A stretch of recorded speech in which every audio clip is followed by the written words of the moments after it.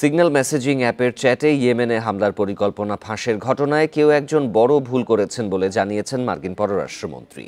Jamaica সফরে গিয়ে সাংবাদিকদের প্রশ্নের জবাবে কথা বলেন মার্কো রুবিও। এ সময় গ্রুপ চ্যাটে সংবেদনশীল কিছু ছিল না বলেও দাবি করেন তিনি। এই ঈদে জামা জুতো অ্যাক্সেসরিজের ডিসকাউন্ট। এদিকে চ্যাটে তথ্য ফাঁসের ঘটনায় বুধবার দ্য আটলান্টিকের সাংবাদিক জেফ্রি গোল্ডবার্গের ওপর চড়াও হয়েছে প্রেস সেক্রেটারি ক্যারোলিন লিভিট। এ সময় গোল্ডবার্গকে ট্রাম্প বিরোধী এবং তার বিরুদ্ধে প্রোপাগান্ডা ছড়ানোর অভিযোগ আনেন তিনি।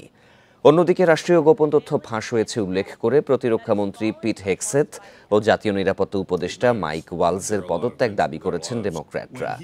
এর আগে ট্রাম্প প্রশাসনের বিরুদ্ধে হুতিদের ওপর হামলার পরিকল্পনা সিগন্যাল মেসেজিং অ্যাপের মাধ্যমে ভুলবশত এক সাংবাদিকের কাছে প্রকাশের অভিযোগ ওঠে।